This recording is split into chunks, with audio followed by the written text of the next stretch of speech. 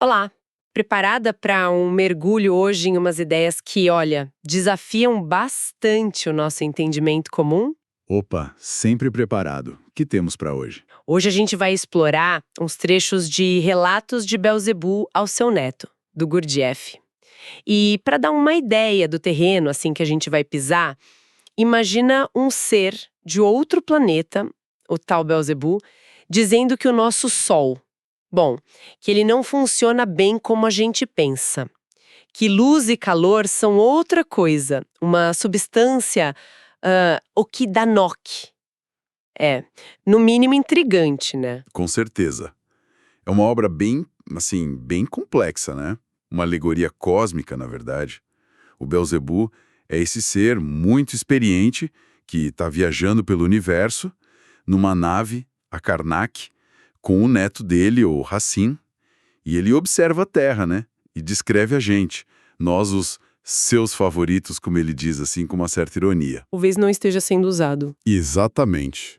É um livro denso, não é uma leitura fácil, não, mas a ideia aqui é justamente, tipo, pescar algumas dessas reflexões mais provocadoras, sabe? Os pontos que fazem a gente parar e pensar sobre nós mesmos, sobre o universo, pela ótica do Gurdjieff. Claro, através desse personagem. Entende? Então a gente vai tentar desvendar um pouco essas críticas do Beelzebub, entender alguns conceitos cósmicos que ele apresenta, tipo leis de 7, de 3, e falar dessa ideia de um potencial meio adormecido na gente. Isso. Vai ser uma exploração de ideias bem singulares mesmo, sobre consciência, sobre a existência. Vamos nessa? Perfeito, vamos lá então. Começando por essa visão crítica dele sobre a gente. Ele parece olhar para nós com uma mistura de, sei lá, fascínio e talvez um pouco de exasperação, né? O que mais incomoda ele nos terráqueos? Olha, uma das coisas que ele bate muito na tecla é a nossa tendência quase patológica, ele diria, para destruição recíproca periódica. Quer dizer, as guerras. As guerras. Ele não vê só como uma tragédia humana, o que já seria óbvio, mas como um fenômeno quase inescapável. Uma espécie de doença coletiva que tem até, assim, implicações cósmicas. Implicações cósmicas? Como assim? Segundo o Beelzebub, essa destruição em massa libera uma substância específica, o ascoquim. E essa substância seria necessária para manter o equilíbrio cósmico, sabe? Só que é uma forma terrivelmente ineficiente e sofrida de fazer isso. E aponta para características mais do dia a dia, coisas mais cotidianas? Sim, sim. Ele critica muito o que ele chama de pavoneria. É a vaidade superficial. Pavoneria. Tipo pavão? Exato. Ele nota como algumas culturas, por exemplo, os europeus da época que ele observava, se preocupavam mais em imitar os costumes dos outros, fossem bons ou maus, do que em cultivar os próprios valores ou entender a essência das coisas. Ah, entendi. Tipo, seguir a moda sem pensar. Isso.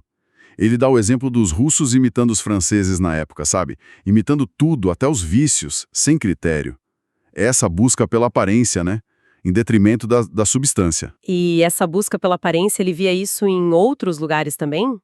Essa superficialidade? Com certeza. Nas observações dele sobre a América, por exemplo, ele destaca a obsessão pelos negócios de dólares. Tudo parece girar em torno do lucro e um turismo muito superficial. Aquele turismo de tirar foto e ir embora. Exatamente. O importante é dizer, estive lá, né? Mais do que viver o lugar. Ele até descreve uma cena em Paris com turistas americanos sendo levados, assim, apressadamente de um ponto para o outro, quase sem tempo para absorver nada. Puxa vida, e essa superficialidade chegava em coisas mais básicas, tipo comida? Sim, até na comida. Ele faz uma analogia bem interessante. Fala de frutas com aparência linda, perfeita, mas sem substância vital. Compara com algo artificial, tipo óleo de rícino disfarçado. Nossa, que pesado. É. E critica também a quantidade de comida processada, bebida artificial. Ele menciona a oranjada, coisas que causavam problemas digestivos.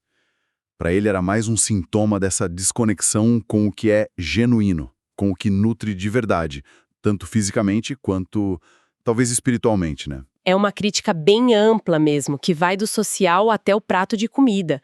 E ele também fala de como a gente lida com conhecimento, com ensinamentos importantes, não é? Sim, ele é muito crítico sobre isso, como os ensinamentos de grandes figuras espirituais.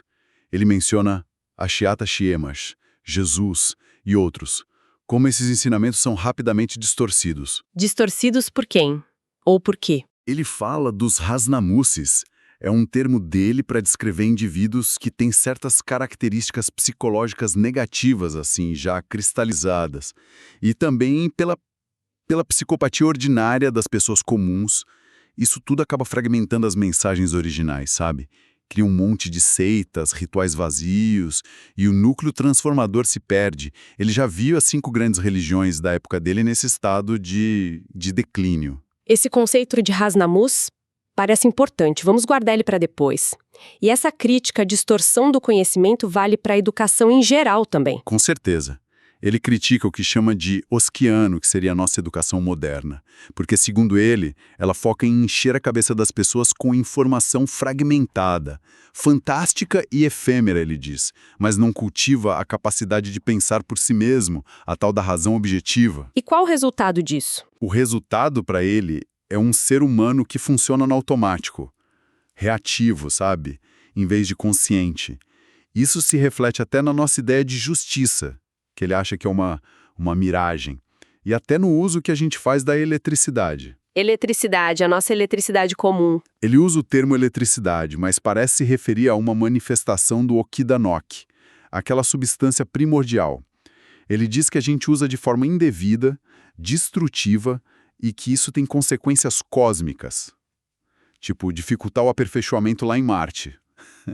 É bem complexo. Uma visão bem pessimista do nosso estado atual, né? E no meio dessas críticas todas, vem uma das histórias mais bizarras do livro, que é a origem dos macacos. Como ele liga isso com as nossas falhas. Essa história é bem peculiar mesmo e serve quase como uma alegoria extrema, né, das consequências do desequilíbrio humano.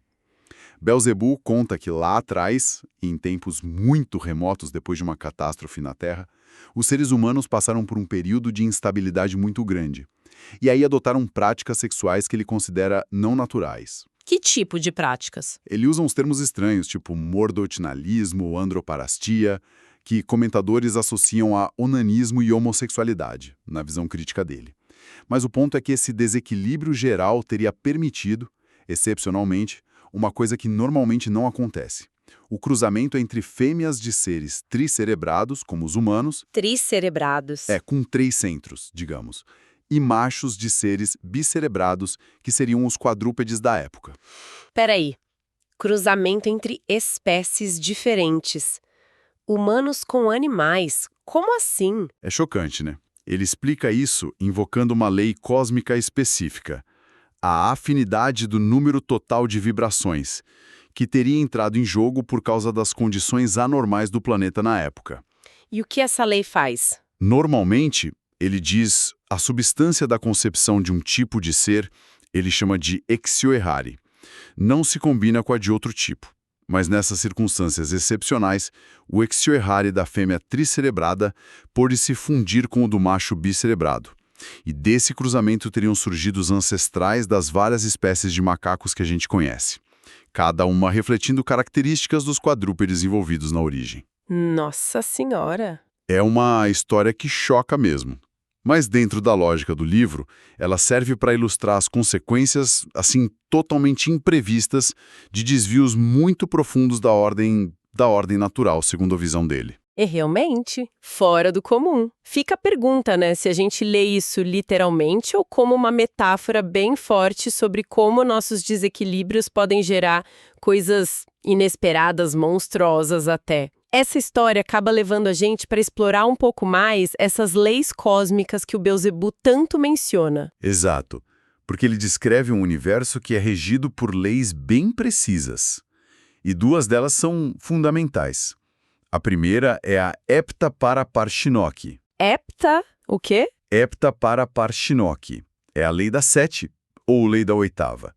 Ela basicamente descreve como qualquer processo, Seja o crescimento de uma planta, a evolução de uma sociedade, qualquer coisa, se desenvolve numa sequência de 7 etapas, 7 notas. Ah, tipo uma escala musical. Dó, ré, mi. Exatamente. A escala musical seria um reflexo disso, uma lembrança dessa lei universal. Mas o ponto-chave da lei das 7 é que essa progressão ela não é automática. Existem 2 pontos específicos na sequência, entre o Mi e o Fá, e depois entre o Si e o Dó, onde o processo tende a desviar do curso original. Ah, tem umas brechas. Isso, umas brechas ou intervalos. Nesses pontos, são necessários choques, como ele chama, impulsos adicionais para que a oitava continue se desenvolvendo na direção certa. Sem esses choques, a energia meio que se perde ou muda de rumo. Entendi. Então, para qualquer coisa aí do começo ao fim, precisa desses empurrãozinhos em momentos-chave. E onde essa lei foi descoberta, segundo ele? Ele conta que ela foi redescoberta aqui na Terra, depois da Atlântida, por 2 sábios chineses, gêmeos, Shun Quiltés e Shun Tropel. Eles estudavam as propriedades do ópio e perceberam um padrão de 7 em 7. E estudando ópio, interessante. E eles teriam chamado a lei de não aplicacidade, talvez justamente por causa desses pontos onde a aplicação automática falha. O conhecimento profundo se perdeu com o tempo, mas a estrutura da escala musical ficou como um vestígio. E essa lei é super importante para entender um outro conceito, o trogo autoegócrata. Guarda esse nome também. Trogo autoegócrata. Mas antes dele, qual é a segunda lei fundamental? É a Triamasicâmeno, a lei das 3. Essa parece mais fácil, lei das 3. Ela afirma que absolutamente tudo que existe, todo fenômeno, qualquer coisa, resulta da interação de 3 forças primordiais. Ele as chama de força santa afirmativa. Que seria a ativa, a positiva. Isso. A força santa negadora. A passiva, resistente. Exato. E a força santa conciliadora, que é a neutralizante, a que reconcilia as outras duas. Nada pode acontecer, nada pode ser criado sem a confluência dessas 3 forças juntas. Então, não é só positivo e negativo, como a gente costuma pensar. Tem sempre uma terceira força no meio. Sempre. Essa terceira força é fundamental para que as outras duas possam interagir e gerar um resultado. É uma visão trinitária da criação que aparece em muitas tradições, né? Mas aqui ele descreve como uma lei cósmica mesmo. Entendi. Leis de 7, leis de 3. E como o tempo entra nisso tudo? Ele tem uma visão diferente do tempo também, né? O tal do Aeropaz. Sim, o Aeropaz é como ele chama o tempo. Beelzebub não descreve o tempo como uma sucessão de momentos, tipo passado, presente e futuro, mas como uma espécie de substância única que não tem origem e que flui sem parar através de tudo, se misturando com todos os fenômenos. Uma substância. Que estranho. E ele enfatiza muito a relatividade da nossa percepção do tempo. Dá aquele exemplo clássico do microcosmo numa gota d'água, sabe? Onde vidas inteiras acontecem num instante para o nosso ponto de vista. Mas ele diz que a medida objetiva do tempo seria algo muito mais sutil, ligado a uma percepção interior, lá nos níveis mais altos da existência cósmica. Leis de 7, de 3, a natureza do tempo. Falta falar do Okidanor, que a gente mencionou lá no começo. Como ele se encaixa nisso? O Okidanor ele é descrito como a substância primordial, onipresente que permeia o universo inteiro. É tipo a matéria-prima de tudo que existe. E o ponto crucial é que ele é composto pelas 3 forças da lei das 3. Ah, então o Okidanor carrega as 3 forças dentro dele. Afirmativa, negadora e conciliadora. Exatamente. É a interação dessas 3 partes dentro do Okidanok, que gera todos os fenômenos. Inclusive o que a gente percebe como luz e calor, que ele diz que não é bem o que a gente pensa. E a nossa eletricidade? Lembra que falamos dela? Sim, que a gente usa de forma errada. Segundo Beelzebub, a eletricidade seria uma manifestação desequilibrada, resultado da destruição mútua de só 2 partes do Okidanok, a afirmativa e a negadora, sem a participação harmoniosa da terceira, a conciliadora. Então, a eletricidade, como a gente conhece e usa, seria uma forma incompleta, talvez até prejudicial dessa energia cósmica fundamental? Essa é a ideia que fica, sim.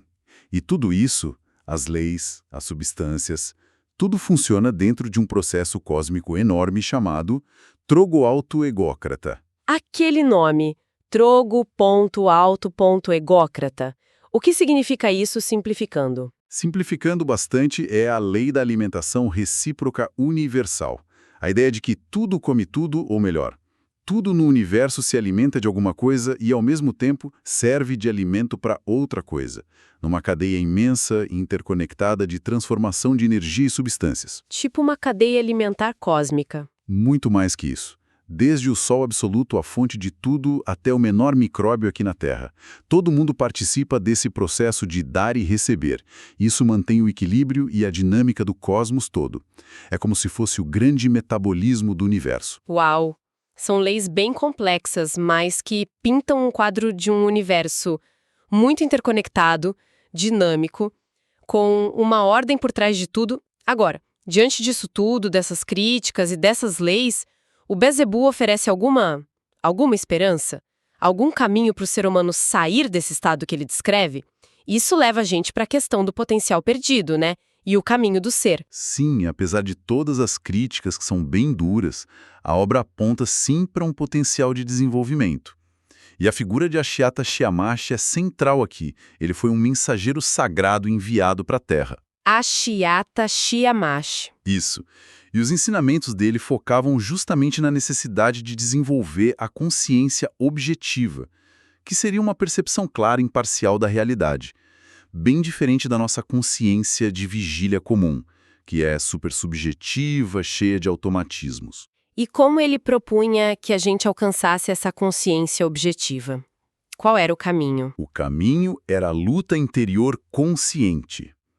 Ele falava muito do conflito fundamental dentro da gente, entre o querer, que são os nossos desejos impulsivos, egoístas, automáticos, e o não desejar, que seriam os impulsos que vêm de uma parte mais profunda nossa, mais alinhada com a consciência, com um propósito maior. Era um trabalho constante de autoobservação e de esforço deliberado contra a própria mecanicidade. Um trabalho interno pesado, então. E esse trabalho deu algum resultado prático na época? Beelzebub relata que sim, por um tempo deu. O Ashiata fundou irmandades que ele chama de Heshtvori, onde esses princípios eram praticados. E na Ásia, durante esse período, ele observou um aumento na duração da vida das pessoas, uma diminuição nas taxas de natalidade e mortalidade. Interessante essa conexão. É porque Beelzebub interpreta isso como um sinal de maior equilíbrio. Se as pessoas morrem menos antes da hora, a natureza precisaria de menos colheita de Ashroken através da morte, lembra?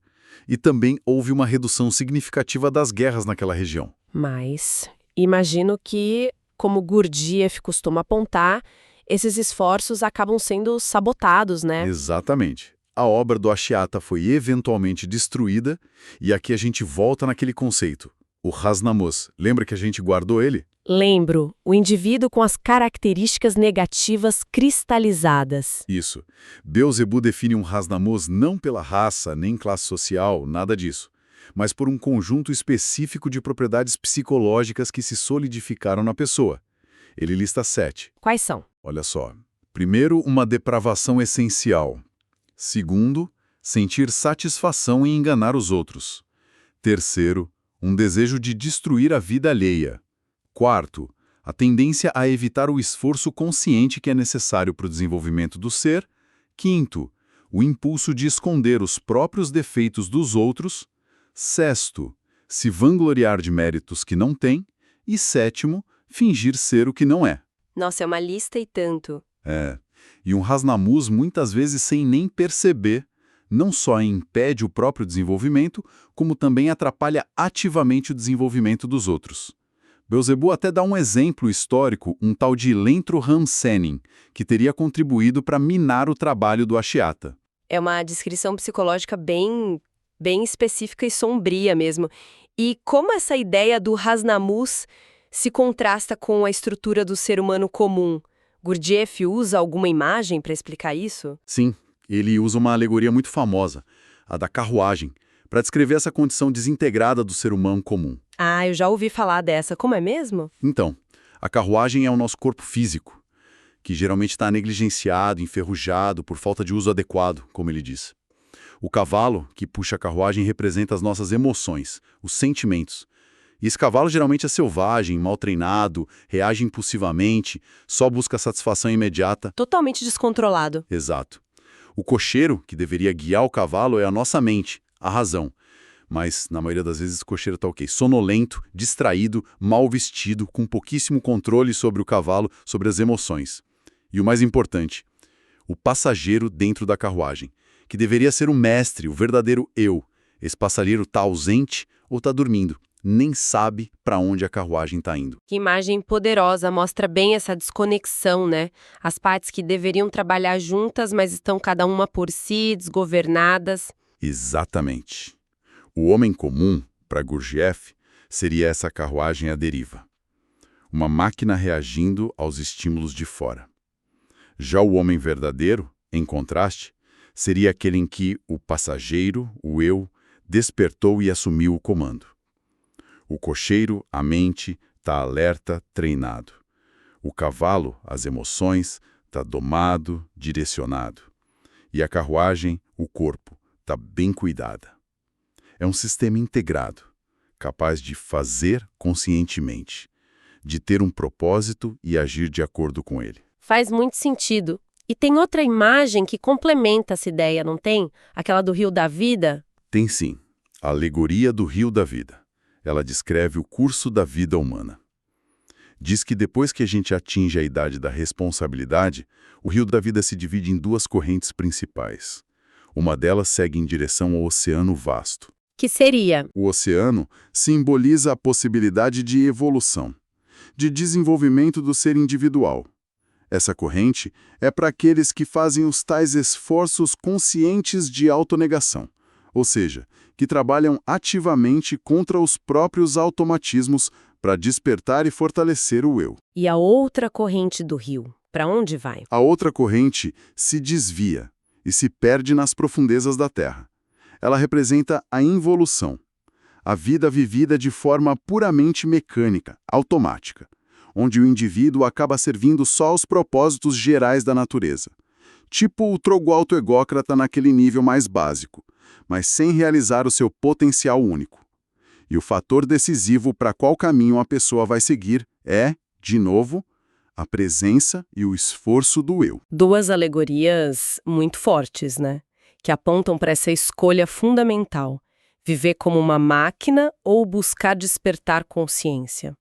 Beelzebub chega a mencionar algum destino para quem consegue esse desenvolvimento, mesmo que seja parcial? Ele descreve o santo planeta purgatório. Mas atenção, não é como um lugar de castigo, tipo o inferno. É mais como um estágio cósmico. Um estágio para quê? Para seres que conseguiram desenvolver a razão, a consciência até um certo ponto, mas que ainda carregam uns resíduos não resolvidos da existência deles. Pecados, ele chama, ou consequências das próprias ações. Lá nesse purgatório, eles teriam a chance de purificar esses elementos. Mas como? Através do sofrimento consciente. Sofrimento consciente. É um trabalho deliberado sobre si mesmos, que ele chama de cumprimento dos deveres ser parkadog, para só então poderem se reintegrar à fonte primordial, ao absoluto. E ele observa uma coisa curiosa, que o desejo por essa purificação, através do esforço consciente, é quase universal, exceto justamente na Terra depois da Atlântida. Aqui essa aspiração teria se perdido. Puxa, é uma cosmologia completa mesmo, desde a crítica dos nossos hábitos mais banais até o destino final da alma, por assim dizer.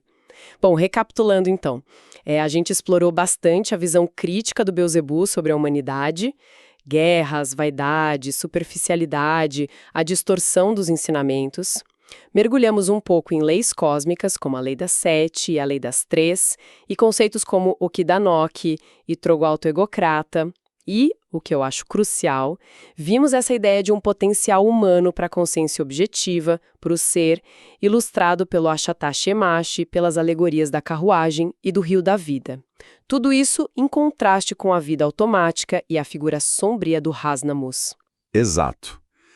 É um material muito denso e, vamos combinar, bem excêntrico, né? As histórias, os termos que o Gurdjieff usa através do Beelzebub são muito simbólicos, alegóricos, mas assim, independentemente da gente aceitar ou não essa cosmologia literalmente, eles funcionam como um espelho muito poderoso. Um espelho para a gente se ver. Sim, um espelho que convida a gente a questionar os nossos próprios automatismos. Aquilo que a gente considera normal no nosso comportamento, tanto individual quanto coletivo. E nos incita a refletir sobre a natureza da nossa própria consciência. Será que a gente está realmente desperto?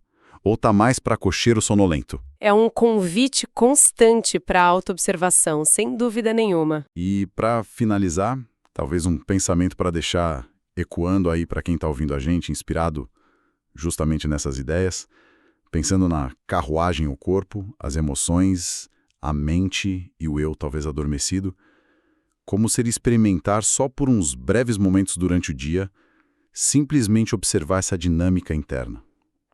Sabe?